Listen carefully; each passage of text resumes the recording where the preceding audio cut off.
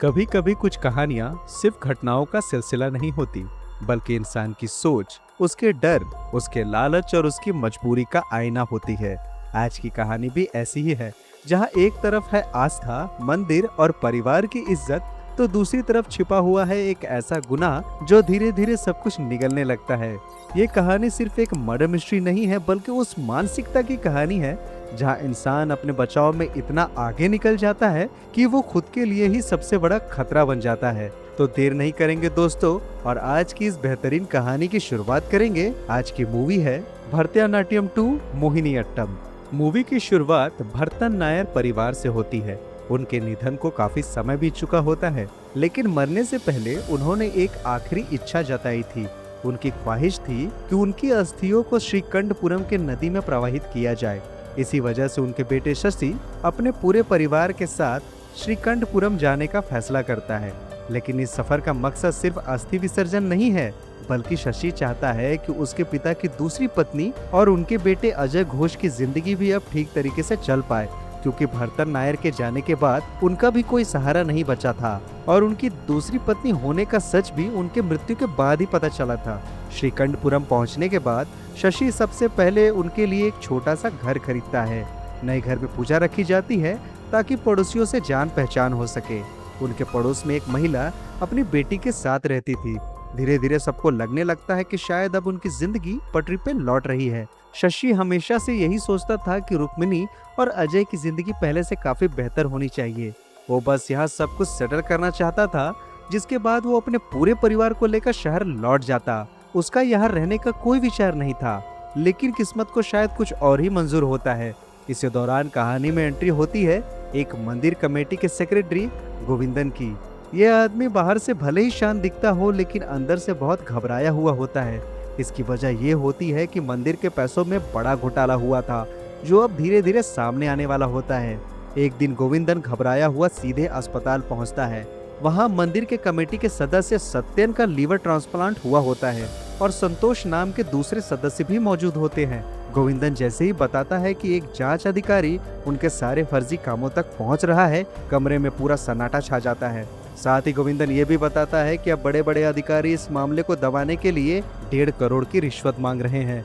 अगर ये पैसे नहीं दिए तो मंदिर कमेटी के सारे लोग जेल पहुंच सकते हैं। गोविंदन फैसला करता है कि चारों लोग बराबर पैसे मिलाएंगे। इधर शशि के परिवार में धीरे धीरे तनाव बढ़ने लगता है। शशि के भाई गोपन को लगने लगता है कि शशि अब नए परिवार में व्यस्त है, वो उन पे ध्यान नहीं देता। रात को वो अपनी पत्नी श्रीलता के सामने दिल का गुस्सा निकालता है। उसे लगता है कि जरूरत के वक्त शशि ने उसे अकेला छोड़ दिया। इसी बीच अजय नई जगह में खुद को ढालने की कोशिश कर रहा होता है, लेकिन उसकी शक्ल अरुण से इतनी ज्यादा मिलती है कि कई बार तो लोग ही कंफ्यूज हो जाते हैं। भले ही दोनों अलग अलग माँ के बेटे हो, लेकिन देखने में दोनों बिल्कुल जुड़वा लगते हैं। श्रीलता अपने पति गोपन को समझाने की कोशिश करती है। वो उसे भरोसा दिलाती है कि जैसे ही यहाँ की परेशानियां खत्म हो जाएंगी, शशि जरूर उनकी मदद करेगा। अगले दिन पूरा परिवार मंदिर जाता है। वहाँ पे गोपन विशेष तरह की पूजा करता है और एक रस्म निभाने के लिए अपने सिर पे नारियल फुड़वाता है। इसी दौरान बार बार मंदिर में मौजूद लोग सरस्वती को अजीब तरह से देख रहे होते हैं और आपस में कानाफूसी भी कर रहे होते हैं। दूसरी तरफ गोविंदन अपने भांजे सुभाष से मिलने के लिए एक कंस्ट्रक्शन साइट पे जाता है।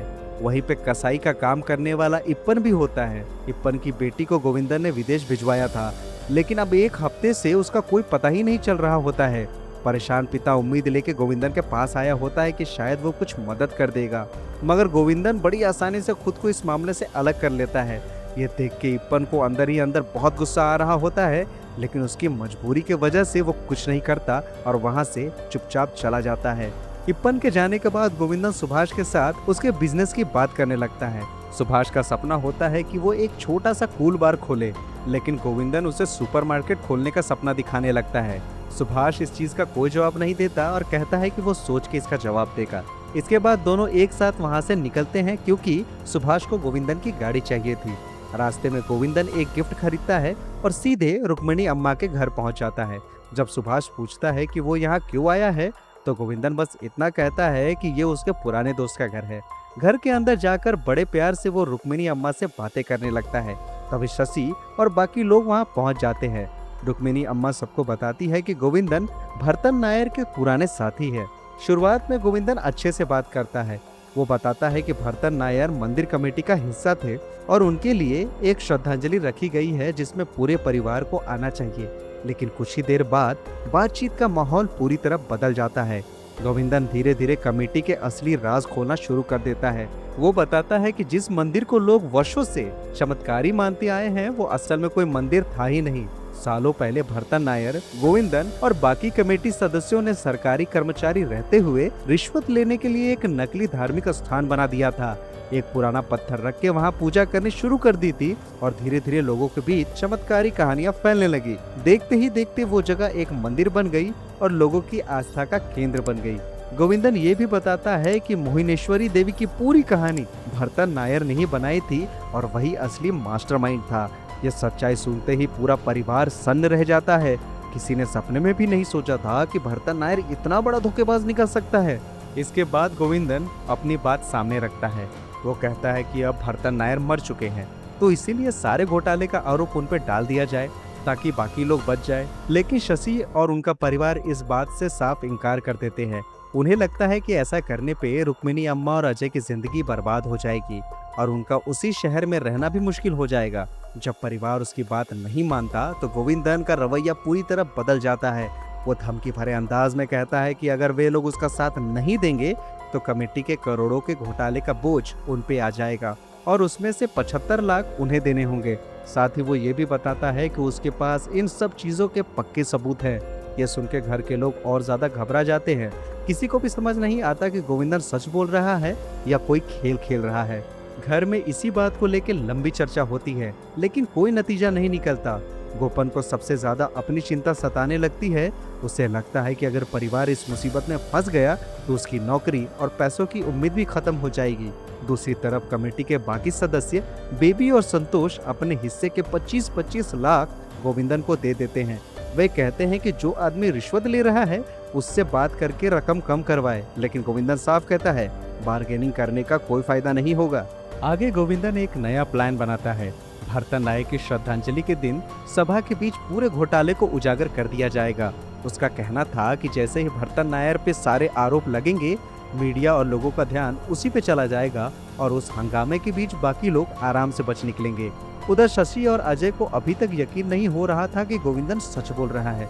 इसी वजह से वे लोग मंदिर जाके पता लगाने का फैसला करते हैं। मंदिर पहुंचने पे उनकी मुलाकात गोविंदन से होती है। वो उन्हें देख के ऐसे व्यवहार करता है जैसे सब कुछ उसके कंट्रोल में हो। बातों ही बातों में वो ये भी कह देता है कि जब वो पैसे लेके आए और अगर वो ना मौजूद हो तो पैसे सीधे मंदिर के भंडारे में डाल दे, बाद में वो खुद ले लेगा। उसकी ये बात सुन के शशि और अजय दोनों बहुत ही असहज महसूस करने लगते हैं। तभी वहाँ पे इप्पन पहुँच जाता है। अपने बेटी के गायब होने की वजह से पहले से ही परेशान इप्पन का गुस्सा फूट पड़ता है। वो सबके सामने गोविंदन पे आरोप लगाता है कि विदेश भेजने के नाम पे उसने एजेंसी के पैसे में अपना हिस्सा निकाल लिया। लेकिन गोविंदन उल्टा उसी पे चिल्लाने लगता है और उसकी बेटी के चरित्र पे सवाल उठाता है। वो कहता है कि शायद उसकी लड़की कहीं भाग गई होगी। ये सुन के इप्पन का खून खौल उठता है। वो बताता है कि उसने पुलिस में शिकायत कर दी है। इतने में गोविंदन उसका कॉलर पकड़ लेता है और धमकी देता है कि वो उसका कुछ नहीं बिगाड़ सकता। इतना कह के वो गुस्से में वहाँ से निकल जाता है। इधर शशि मंदिर की चीजों को ध्यान से देखने लगता है। तभी उसकी नजर मंदिर में लगी मोहिनेश्वरी देवी की तस्वीर पे पड़ती है। वो तुरंत वो तस्वीर लेके घर पहुँचता है। जैसे ही घर वाले उस तस्वीर को देखते हैं सभी के पैरों तले जमीन खिसक जाती है। देवी की तस्वीर असल में सरस्वती अम्मा के चेहरे से मिलती जुलती थी। ध्यान से देखने पे समझ आता है कि किसी ने सरस्वती अम्मा के फोटो को एडिट कर दिया है और यहीं से ये भी साफ हो जाता है कि मंदिर के लोग आखिर सरस्वती को देख के कानाफूसी क्यों कर रहे थे। अब परिवार को धीरे धीरे यकीन होने लगता है कि गोविंदन जो कुछ कह रहा है वो झूठ नहीं कह रहा है। अगली सुबह गोविंदन रोज की तरह टहलने के लिए निकलता है। यही दिखाया जाता है कि वो अपनी पत्नी के साथ नौकरों जैसा व्यवहार करता है। उसकी कोई संतान नहीं होती और उसकी पत्नी अंदर ही अंदर उससे नफरत करती है। रास्ते में उसकी मुलाकात सुभाष से होती है। दोनों चलते चलते रुक्मिणी अम्मा के घर पहुंच जाते हैं। गोविंदन कहता है कि उसे अंदर कुछ जरूरी बातें करनी है और वो सीधे घर के अंदर घुस जाता है। अंदर जाते ही वो फिर से पैसे और फैसले की बात छेड़ देता है। धीरे धीरे बहस बढ़ने लगती है और माहौल बेहद तनावपूर्ण हो जाता है। तभी बगल वाले घर की लड़की अपने कपड़े ठीक कराने के लिए रुक्मिणी अम्मा के पास आती है। परिवार वाले गोविंदन से धीरे बोलने की विनती करते हैं ताकि लड़की को कुछ पता न चले, लेकिन वो जोर जोर से चिल्लाने लगता है। मजबूरी में घर वाले उसका मुंह बंद कर देते हैं। रेडियो की आवाज तेज कर दी जाती है ताकि अंदर का शोर बाहर ना आए। रुक्मिणी जल्दी जल्दी कपड़े सिलने लगती है, जबकि अजय बाहर उसे बातों में उलझाए रखता है। उधर रसोई के अंदर परिवार के लोग गोविंदन को पकड़े रखते हैं। तभी अचानक हालात बिगड़ जाते हैं। सरस्वती उसे शांत करने की कोशिश करती है, लेकिन धक्का मुक्की में उसका हाथ गोविंदन की गर्दन पे लग जाता है और गर्दन एक तरफ मुड़ जाता है। अगले ही पल वो जमीन पे गिर पड़ता है। कुछ ही सेकंड में उसकी मौत हो जाती है। सभी लोग अंदर से हिल जाते हैं। किसी को समझ नहीं आता कि अब क्या किया जाए। थोड़ी देर बाद शशि लौटता है और जैसे ही उसे पता चलता है कि गोविंदन मर चुका है, उसके भी होश उड़ जाते हैं। दूसरी तरफ सुभाष अपने मामा को ढूंढते ढूंढते उसके घर पहुंच चुका होता है। वहां उसकी मामी उसे समझाने की कोशिश करती है कि उसका मामा बहुत ही गलत आदमी है और उसे उसके साथ बिजनेस नहीं करना चाहिए।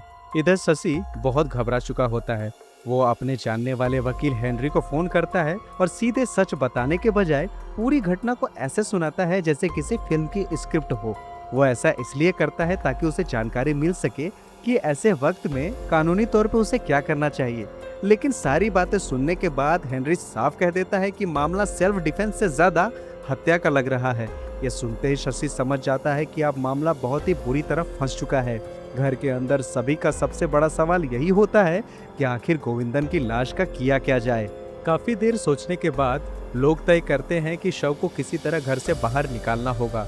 घर में रखे केले के बीच लाश को छुपा के बाहर ले जाने की योजना बनाई जाती है, लेकिन जैसे ही माल ढोने वाली गाड़ी आती है, उसकी ड्राइवर बोरियों को चेक करने के लिए कहती है। इसी के डर के मारे वो लाश वाली बोरी फिर से घर के अंदर रख देते हैं और गुप्पन सारी बोरियों को उठा के टेम्पो में लोड करके उसी के साथ चला जाता है। हम देखते हैं कि इसके बाद भी वे लोग कई बार लाश को ठिकाने लगाने की कोशिश करते हैं, लेकिन हर बार कोई ना कोई रुकावट सामने आ जाती है। उनके लिए सबसे बड़ी मुसीबत सुभाष बन चुका होता है, क्योंकि वो अचानक हर जगह टपक पड़ता है। कभी रास्ते में, कभी घर पे, कभी बाहर तो कभी आसपास, क्योंकि आखिरकार गोविंदन को उसी के घर के आसपास देखा गया था। इसीलिए उसके मन में शशि के परिवार को लेके शक पैदा होने लगा था। इसीलिए वो जानबूझ के उसके घर के आसपास मंडराने लगता है। रात को पूरा परिवार बैठ के इस मुसीबत पे चर्चा करता है। बातों ही बातों में बहस बढ़ने लगती है। तभी अचानक दरवाजे पे दस्तक होती है। दरवाजा खोलते ही सामने सुभाष खड़ा होता है। वो पूछता है कि क्या उसका मामा यहाँ है। शशि खुद को संभालते हुए कहता है उन्हें कुछ भी नहीं पता, लेकिन सुभाष बताता है कि उसका मामा आखिरी बार इसी तरफ आया था और अब वो गायब है। शशि उससे कहता है कि वो अपने मामा को अगले दिन खोजे और उसे वापस भेजने की कोशिश करता है। जैसे ही वो वहाँ से जाने लगता है, परिवार वाले उसका नाम पूछते हैं। वो मुस्कुरा के कहता है मेरा नाम सुभाष है, और यह नाम सुनते ही पूरा परिवार अंदर से हिल जाता है, क्योंकि फर्स्ट पार्ट में दोस्तों सुभाष नाम के आदमी ने इनके लिए बड़ी प्रॉब्लम खड़ी कर दी थी, और इस बार की कहानी में भी सुभाष नाम का आदमी इर्द गिर्द घूम रहा है। उसी दौरान रुक्मिणी अम्मा के फोन पे अचानक गोविंदन के नंबर से कॉल आने लगता है। पूरा परिवार डर से जम जाता है। बाद में पता चलता है कि गोविंदन का फोन दरअसल सुभाष के पास है। अब सुभाष का शक और ज्यादा गहरा चुका होता है। वो लगातार शशि के परिवार की तरफ नजर रखने लगता है। दूसरी तरफ मंदिर कमेटी के बाकी सदस्य लोग ये सोच रहे होते हैं कि गोविंदन शायद किसी काम से बाहर चला गया होगा, लेकिन सुभाष पूरे इलाके में जाके शशि और उसके परिवार के बारे में पूछताछ करने लगता है। जब ये बात शशि को पता चलती है तो वो घबरा जाता है। घर लौट के शशि सबको बताता है कि अब इस उलझन के लिए एक ऐसे आदमी की जरूरत है जो चालाक भी हो और मुसीबत के समय संभालना भी जानता हो। तभी उसके दिमाग में एक नाम आता है, पुराने शहर वाला सुभाष। मजबूरी में शशि उसे श्रीकंठपुरम बुलाने का फैसला करता है। कुछ ही समय बाद सुभाष वहां पहुंच जाता है। दोस्तों, अब दोनों सुभाष में कंफ्यूजन ना हो, इसीलिए हम पहले पार्ट वाले सुभाष को सीनियर सुभाष बोलेंगे और इस पार्ट वाले सुभाष को जूनियर सुभाष बोलेंगे। और दोस्तों, मजेदार बात तो ये होती है कि आते ही सीनियर सुभाष की मुलाकात जूनियर सुभाष से हो जाती है। दोनों कुछ सेकंड तक एक दूसरे की आंखों में घूरते रहते हैं, लेकिन जूनियर सुभाष जल्दी समझ जाता है कि सामने वाला काफी चालाक खिलाड़ी है, इसीलिए वो नजर झुका लेता है। शशि फिर सीनियर सुभाष को घर ले जाने से पहले मंदिर ले जाता है। वहाँ सीनियर सुभाष पूरे मन से प्रार्थना करता है। मंदिर से बाहर निकलने के बाद शशि उसे मंदिर के घोटाले के बारे में, नकली देवी के मूर्ति के बारे में सब कुछ बताता है। साथ ही गोविंदन के ब्लैकमेलिंग के बारे में भी बताता है। ये सुन के सीनियर सुभाष हैरान हो जाता है। घर पहुंचने पे परिवार आखिरकार उसे सच्चाई बता देता है कि गोविंदन की मौत हो चुकी है और लाश अभी भी घर के अंदर छुपाई गई है। ये सुनते ही सीनियर सुभाष बुरी तरह डर जाता है। वो तुरंत वहां से भागने की कोशिश करता है, लेकिन शशि और बाकी लोग उससे मदद की गुहार लगाते हैं। काफी मनाने के बाद वो अनमने ढंग से उनकी मदद करने के लिए तैयार हो जाता है, लेकिन बदले में वो एक अजीब शर्त रखता है। वो चाहता है कि शशि अपने मंदिर कमेटी की सचिव वाली पोस्ट उसे दे दे। शशि वैसे भी उस जिम्मेदारी से परेशान हो चुका था, इसीलिए वो तुरंत मान जाता है। इसके बाद सीनियर सुभाष पूरे मामले को संभालने की योजना बनाता है, लेकिन तभी दरवाजे पे एक नई मुसीबत आके खड़ी हो जाती है। मंदिर कमेटी के बाकी सदस्य बेबी और संतोष, जिन्हें जूनियर सुभाष उनके घर लेके पहुंचा था, वे लोग भरतन नायर के श्रद्धांजलि सभा के बारे में बात करने आए होते हैं। लेकिन जूनियर सुभाष का असली मकसद कुछ और ही था। वो धीरे धीरे पूरे घर का निरीक्षण करने लगता है। कभी एक कमरे में झांकता है तो कभी दूसरे में, मानो वो कुछ ढूंढ रहा हो। सीनियर सुभाष उसे रोकने की कोशिश करता है, लेकिन वो सीनियर सुभाष की बातों पर ज्यादा ध्यान नहीं देता। इसी बीच घर में हल्की हल्की बदबू फैलने लगती है। हालात संभालने के लिए सरस्वती अम्मा तुरंत अगरबत्ती और सुगंधित धुआं फैलाने लगती है, ताकि किसी को भी शक ना हो। जूनियर सुभाष काफी खोजबीन करता है, लेकिन उसे कुछ नहीं मिलता। असल में गोपन और श्रीलता ने बड़ी ही चालाकी के साथ लाश वाले बोरे को रस्सी में बांध के कुएं में लटका दिया था। इसी वजह से इतनी तलाश के बाद भी किसी को लाश का पता नहीं चलता और एक बार फिर परिवार बाल बाल बच जाता है। घर के बाहर निकलने के बाद जूनियर सुभाष बेबी और संतोष से कहता है कि उसे पूरा शक है उसके मामा के गायब होने के पीछे यही परिवार है। वो यहाँ तक भी कह देता है कि वो इस मामले की शिकायत सीधे सीआई पार्थन से करेगा, लेकिन दोनों कमेटी के सदस्य तुरंत उसे रोक देते हैं। दरअसल सीआई पार्थन पहले से ही जूनियर सुभाष से नाराज था। बेबी और संतोष जूनियर सुभाष को समझाते हैं कि अगर वो पुलिस के पास गया तो सबसे पहले वो खुद फंस जाएगा। इसी वजह से फिलहाल उसे शांत रहना होगा। कमेटी के बाकी सदस्य फिलहाल पुलिस के पास जाने के खिलाफ थे। उनका डर सिर्फ गोविंदन के गायब होने का नहीं था, बल्कि उस पूरे रिश्वत कांड का भी था, जिसमें वे सभी अभी फंसे हुए थे। रात में मंदिर कमेटी की एक सीक्रेट बैठक बुलाई जाती है। सभी के चेहरे पर डर साफ दिखाई दे रहा होता है। उन्हें लग रहा होता है कि अगर मामला खुल गया तो मोहनदास को दी जाने वाली रिश्वत और मंदिर के फर्जीवाड़े की वजह से वे सीधे जेल पहुंच सकते हैं। इसी दौरान संतोष अपनी शंका सबके सामने रखता है। वो कहता है कि कहीं ऐसा तो नहीं है कि गोविंदन पहले की तरह इस बार भी भरतन नायर के घर पैसे लेने गया हो। वो याद दिलाता है कि सालों पहले गोविंदन ने भरतन नायर के नाम पे 30 लाख ठग लिए थे। ऊपर से जूनियर सुभाष का भी लगातार उसी परिवार पे शक बढ़ता जा रहा था। अब धीरे धीरे बाकी लोगों को भी लगने लगता है कि कहीं ना कहीं गोविंदन के गायब होने के पीछे वही परिवार है। दूसरी तरफ सीनियर सुभाष ने जूनियर सुभाष पे नजर रखना शुरू कर दिया होता है। वो समझ चुका होता है कि ये लड़का ज्यादा देर चुप नहीं बैठेगा। उधर जूनियर सुभाष ने पूरे इलाके में गोविंदन के मिसिंग पोस्टर लगा दिए होते हैं। उसने बकायदा नोटिस छपवा के सीआई पार्थन को चिट्ठी भी भेज दी होती है। पूरे शहर को अब गोविंदन के गायब होने की बात पता चल चुकी होती है। रात को पोस्टर लगाने और इधर उधर की भागदौड़ करने के बाद जूनियर सुभाष आखिरकार अपने घर लौटता है और जैसे ही वो नहाने के लिए बाथरूम में जाता है, उसके पैरों तले जमीन खिसक जाती है, क्योंकि बाथरूम के अंदर बोरे में बंद गोविंदन की लाश पड़ी होती है। वो डर के मारे कांपने लगता है। उसे तुरंत समझ आ जाता है कि ये काम किसका होगा, लेकिन साथ ही साथ उसे ये भी एहसास होता है कि अगर पुलिस को उसके घर लाश मिली तो पहला आरोपी वही बनेगा। वो अभी घबराहट में खड़ा ही होता है कि कमेटी के सदस्य संतोष उसके घर आ पहुंचते हैं। दरअसल पोस्टर वाली बात उसे पता चल गई थी और वो उसी के बारे में बात करने आया था। किसी तरह खुद को संभालते हुए जूनियर सुभाष नॉर्मल बनने की कोशिश करता है। दोनों थोड़ी देर बातचीत करते हैं और फिर मिलके गोविंदन को खोजने की बात करते हैं। संतोष के जाते ही जूनियर सुभाष तुरंत लाश को बाथरूम से हटा के घर के ऊपर बने माले में छिपा देता है। कुछ देर के लिए उसके मन में पुलिस को फोन करने का विचार आता है, लेकिन फिर उसे एहसास होता है कि इससे वो उल्टा फंस जाएगा। अगले दिन मंदिर कमेटी के अंदर फिर से मीटिंग होती है। इस बीच मोहनदास का फोन आता है। फोन काटते हुए सबके होश उड़ जाते हैं, क्योंकि उन्हें पता चलता है कि मोहनदास ने रिश्वत के तौर पे सिर्फ 50 लाख मांगे थे, जबकि गोविंदन ने 1.5 करोड़ की कहानी सुनाई थी। यानी कि गोविंदन ने अपने साथियों को ठगने का प्लान बनाया था। फिलहाल कमेटी के 50 लाख भी अभी गोविंदन के पास ही थे। यह सच्चाई सामने आते ही सब लोग बुरी तरह भड़क जाते हैं और अब उनका सबसे ज्यादा शक जूनियर सुभाष के ऊपर होने लगता है, क्योंकि गोविंदन का सबसे करीबी वही था। वो लोग सीधे उसके घर पहुंच जाते हैं। जूनियर सुभाष उन्हें समझाने की कोशिश करता है कि उसे कुछ भी नहीं पता, लेकिन वे उसकी बात मानने को तैयार ही नहीं होते। जब वे लोग घर के अंदर जाके तलाश करने की कोशिश करते हैं, तब सुभाष जल्दी से कमरे के अंदर घुस जाता है और दरवाजा बंद कर लेता है। अंदर जाकर वो गोविंदन की लाश से ऐसे बातें करने लगता है जैसे वो जिंदा हो। वो कहता है कि वो किसी तरह सबके पैसे वापस दिला देगा और लोगों को समझा देगा कि उसका मामा भागा नहीं है।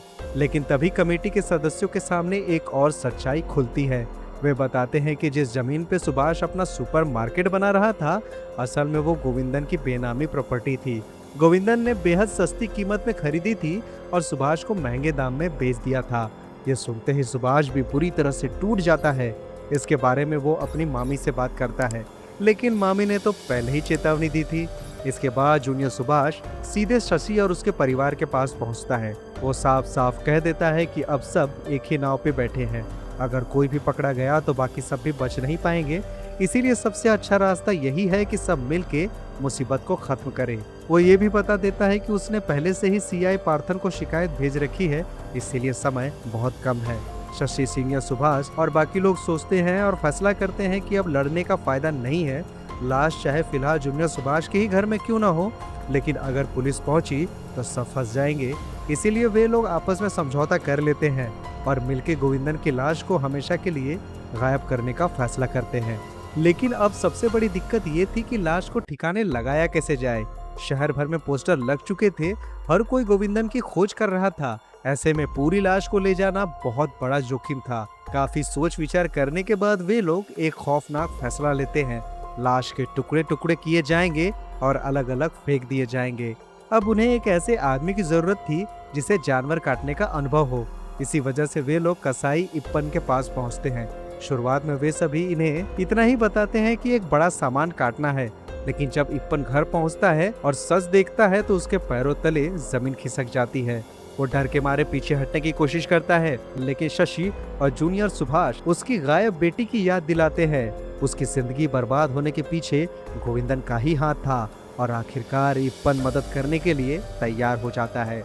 इसके बाद वे लोग जरूरी औजार खरीदने के लिए बाजार जाते हैं और दूसरी तरफ सीआई पार्थन ने भी जांच शुरू कर दी होती है। इधर जूनियर सुभाष के घर के ऊपर बने कमरे में गोविंदन की लाश के टुकड़े किए जा रहे होते हैं। उधर पार्थन सुराग जुटाने में लगा होता है। पार्थन सबसे पहले गोविंदन के घर पहुंचता है। वहां उसकी पत्नी से पूछताछ होती है, लेकिन उसका रवैया बेहद ही खराब होता है। वो बताती है कि गोविंदन अक्सर बीच बीच में कई दिनों के लिए गायब हो जाता था और फिर अचानक लौट आता था। हैरानी की बात तो ये होती है कि उसके गायब होने से उसे कोई फर्क नहीं पड़ता। उधर शशि और बाकी लोग लाश के टुकड़ों को अलग अलग पैकेट में भर के शहर के अलग अलग इलाकों में फेंकने लगते हैं। काम सुनने में जितना आसान था उतना ही डरावना भी था। कहीं पुलिस की गाड़ी दिख जाती, कहीं आसपास लोग घूमते हुए नजर आते, लेकिन वो कैसे भी करके एक एक पैकेट अलग अलग जगह फेंक देते हैं। इसी वजह से उन्होंने एक लिस्ट बनाई थी ताकि कोई भी हिस्सा छूट ना जाए। इसी बीच पार्थन मंदिर कमेटी में पहुंचता है। वहाँ बेबी और संतोष उसे बताते हैं कि गोविंदन उनका पैसा लेके गायब हो गया है। साथ ही वे शक जताते हैं कि इस मामले के पीछे जूनियर सुभाष का हाथ हो सकता है। इधर एक गड़बड़ हो जाती है। गोविंदन के शरीर के टुकड़ों से भरा एक बैग गायब हो जाता है। वो बैग जूनियर सुभाष और अजय के पास था। अजय जल्दी से अरुण को फोन करता है और पूछता है कि शायद वो बैग जल्दबाजी में घर में रह गया होगा और उसे छिपा के रखने को कहता है। शशि को लग रहा होता है कि अब सब कुछ कंट्रोल में है, लेकिन तभी अजय का मैसेज आता है। रास्ते में पुलिस ने अजय और जूनियर सुभाष को रोक लिया था। इतना ही नहीं, पुलिस अब सीधे जूनियर सुभाष के घर की तलाशी लेने जा रही होती है। यह खबर सुनते ही शशि के पैरों तले जमीन खिसक जाती है। वो तुरंत घर वालों को फोन करके आदेश देता है कि जूनियर सुभाष के घर के ऊपर वाला कमरा साफ कर दिया जाए ताकि कोई भी सबूत ना बचे।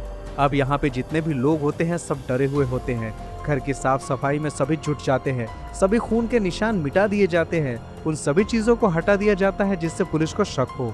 अब तक शरीर के ज्यादातर टुकड़े फेंके जा चुके होते हैं, लेकिन वही आखिरी टुकड़ा बच गया होता है जो अभी भी घर में होता है। कुछ ही देर में सीआई पार्थन और उसकी टीम जूनियर सुभाष के घर पहुंच जाती है। पार्थन के वहां पहुंचने से पहले शशि और उसका पूरा परिवार सफाई पूरी करके अपने घर लौट चुका होता है। बाहर से देखने में सब कुछ सामान्य लग रहा होता है, सुभाष का घर बंद होता है। शशि का पूरा परिवार ऐसे खड़ा होता है जैसे उन्हें कुछ पता ही ना हो। गोविंदन का एक कुत्ता भी था जो पुलिस के पीछे उसके साथ आया होता है। वो सीधे शशि के घर के अंदर घुस जाता है। पार्थन को तुरंत शक होता है। वो परिवार के आसपास आके सवाल पूछने लगता है कि वे सब लोग एक साथ बाहर क्यों खड़े हैं। इसी दौरान इप्पन के पास फोन कॉल आता है। कॉल उसकी बेटी का था जिसे अब तक लापता समझा जा रहा था। रोते रोते उसकी बेटी बताती है कि विदेश पहुंचने के बाद उसका बैग एक पंजाबी से बदल गया था। फोन उसी बैग में बंद था, इसी वजह से संपर्क नहीं कर पा रही थी। वो अपने पिता से माफी मांगती है और साथ ही ये भी कहती है कि गोविंदन मामा को मेरा धन्यवाद कहना। ये सुनते ही इप्पन का चेहरा उतर जाता है क्योंकि अभी अभी उसने उसी के शरीर के टुकड़े किए थे। वो घबराहट में वहां से निकलने की कोशिश करता है लेकिन पार्थन उसे पहचान लेता है। उसे याद आता है कि ये आदमी अपनी बेटी के गायब होने की शिकायत दर्ज कराने के लिए थाने आया था। वो इप्पन से उसकी बेटी के बारे में पूछता है। इप्पन किसी तरह खुद को संभालते हुए कहता है कि अब उसकी बेटी सुरक्षित है। पार्थन पूछता है कि वो यहाँ क्यों आया था। इप्पन झट से बोल देता है कि वो यहाँ पे मांस की होम डिलीवरी करने आया था। पार्थन बिना शक किए उसे जाने देता है। उधर पुलिस और मंदिर कमेटी के लोग जूनियर सुभाष के घर की तलाशी लेने लगते हैं, लेकिन पार्थन का शक शशि के परिवार पे ज्यादा गहरा हो चुका होता है। इसी वजह से वो सीधे उनके घर में सर्च ऑपरेशन शुरू कर देता है और यही वो घर था जहां गोविंदन के शरीर का आखिरी हिस्सा छुपाया गया था। पूरे परिवार की धड़कनें तेज हो जाती है।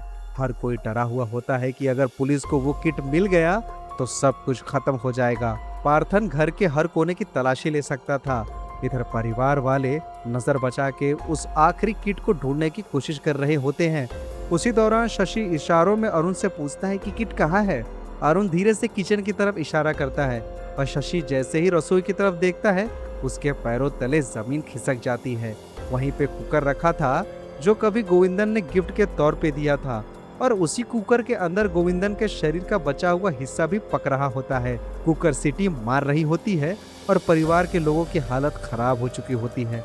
शशि तुरंत खुद को संभालता है और किसी तरह पार्थन को वहां से हटाने की कोशिश करता है। वो उससे कहता है कि उसके पास मंदिर घोटाले से जुड़ा हुआ एक बहुत बड़ा राज है। इसके बाद शशि पूरा मामला घुमा फिरा के गोविंदन के सिर डाल देता है।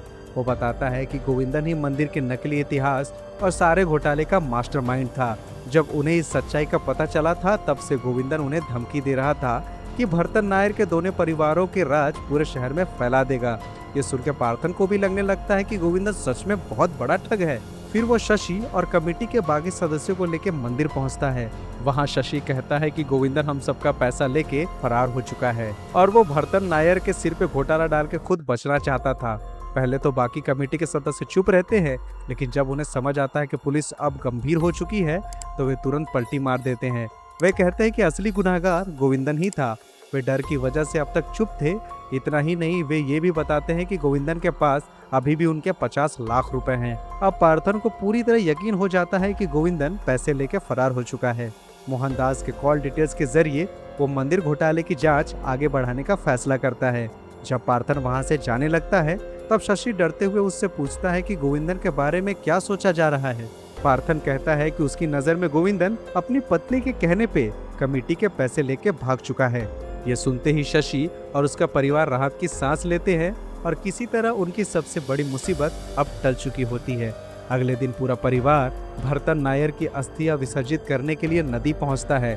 सभी लोग चुपचाप खड़े होते हैं जबकि शशि नदी में अस्थियां बहा देता है। रस्म पूरी करने के बाद सब लोग लौटने लगते हैं।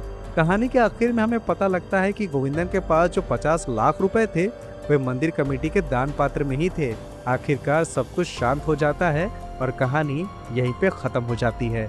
दोस्तों, अंत में मेरा आप लोगों से बस यही सवाल है कि क्या सच में गोविंद राज ही सबसे बड़ा अपराधी था या फिर असली अपराधी वो डर था जिसने हर किसी को सही और गलत के बीच की लाइन मिटा देने पे मजबूर कर दिया। कभी कभी जिंदगी में हालात ऐसे बन जाते हैं जहां इंसान बचने के लिए झूठ बोलता है और फिर उसी झूठ को बचाने के लिए ऐसे फैसले ले लेता है जिसका बोझ वो पूरी जिंदगी नहीं उठा पाता। तो उम्मीद है दोस्तों कि आपको ये एक्सप्लेनेशन बहुत पसंद आई होगी और अगर आई है दोस्तों तो वीडियो को लाइक कीजिए, शेयर कीजिए और चैनल को सब्सक्राइब जरूर कीजिए ताकि ऐसी ही बेहतरीन मूवीज आप तक पहुंचती रहे। तो मिलेंगे ऐसे ही किसी और नए फ्रेश वीडियो में। तब तक के लिए thank you very much for watching. Keep watching, watch on point.